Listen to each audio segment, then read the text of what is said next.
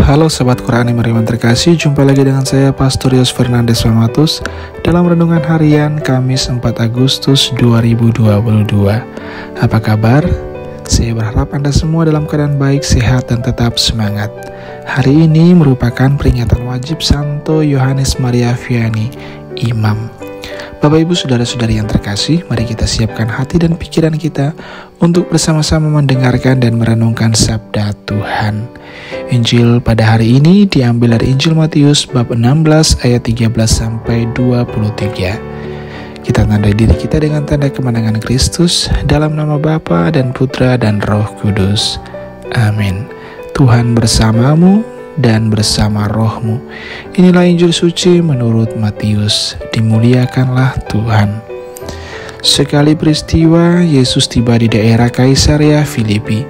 Ia bertanya kepada murid-muridnya, "Kata orang, siapakah anak manusia itu?" Jawab mereka, "Ada yang mengatakan Yohanes Pembaptis, ada juga yang mengatakan Elia, dan ada pula yang mengatakan Yeremia, atau salah seorang dari para nabi." Lalu Yesus bertanya kepada mereka, "Tetapi apa katamu? Siapakah aku ini?" Maka jawab Simon Petrus, "Engkaulah Mesias, Anak Allah yang hidup." Kata Yesus kepadanya, "Berbahagialah engkau, Simon anak Yunus, sebab bukan manusia yang menyatakan itu kepadamu, melainkan Bapa-Ku yang di surga. Dan aku pun berkata kepadamu, engkaulah Petrus, dan di atas batu karang ini aku akan mendirikan jemaatku, dan alam maut tidak akan menguasainya. Kepadamu akan diberikan kunci kerajaan surga. Apa saja yang kau ikat di dunia ini akan terikat di surga, dan apa saja yang kau lepaskan di dunia ini akan terlepas di surga." Lalu Yesus melarang murid-muridnya memberitahukan kepada siapapun bahwa dialah Mesias.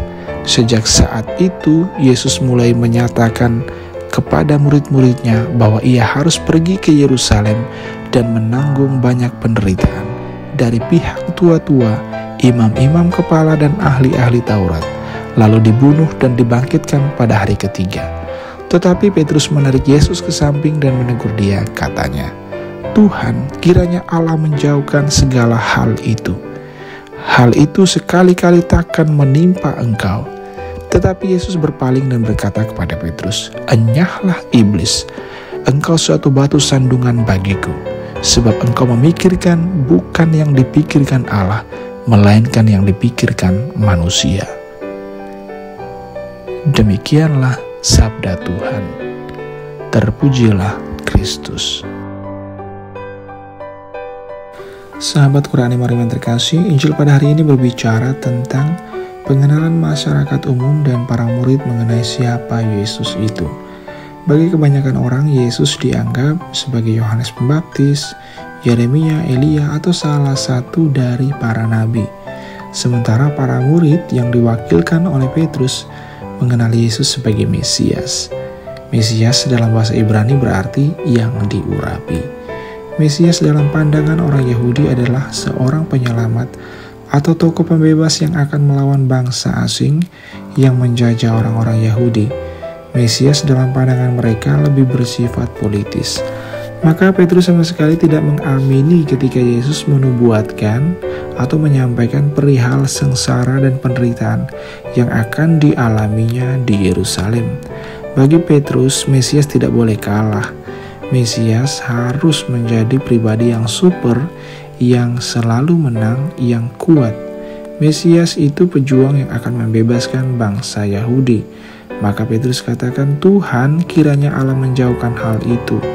Hal itu sekali-kali takkan menimpa engkau." Perkataan Petrus itu menegaskan mengenai konsep Mesias mereka yang terlalu dan sangat politis. Yesus adalah Mesias, dia adalah penyelamat dan penebus, tetapi tidak dalam konteks politik. Ia akan menyelamatkan dan menebus manusia dari jajahan dan belenggu dosa serta maut.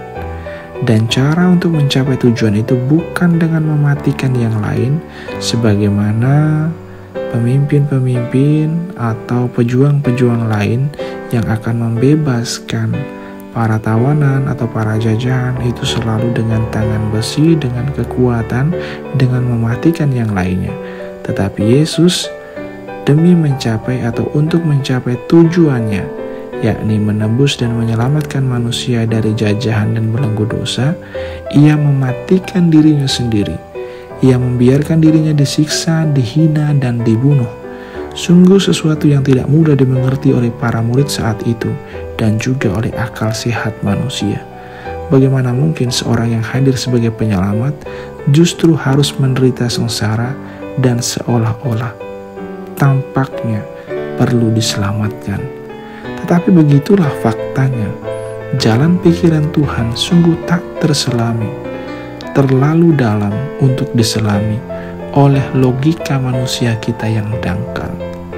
Sikap yang harus kita miliki dalam hidup ketika kita berhadapan dengan fakta atau kenyataan bahwa jalan pikiran Tuhan sungguh tak terselami adalah kita harus berjuang dan juga berserah.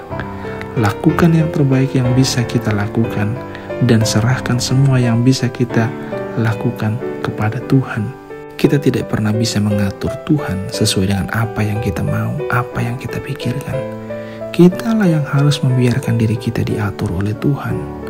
Percayalah, segala yang diatur Tuhan pasti akan berbuah baik dan manis, meski harus melalui jalan salib. Tuhan kita adalah Tuhan yang dahsyat dan berkuasa.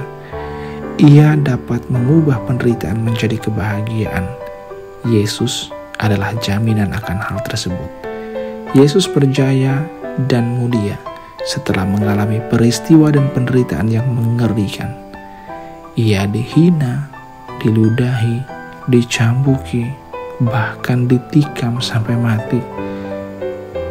Itulah penderitaan yang luar biasa. Dan kemudian dia berjaya, dia mulia.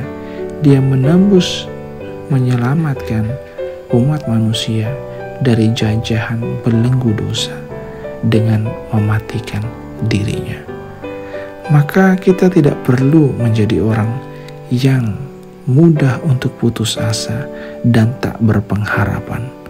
Dalam iman akan Tuhan yang berkuasa, selalu ada harapan di balik semua keterpurukan dan kesulitan-kesulitan hidup yang kita alami dalam keseharian hidup kita. Bapak, Ibu, saudara-saudari yang terkasih, sahabat Qura Anima Romi yang terkasih, tetaplah bersemangat, tetaplah teguh di dalam iman, harapan, dan kasih. Tuhan Yesus memberkati.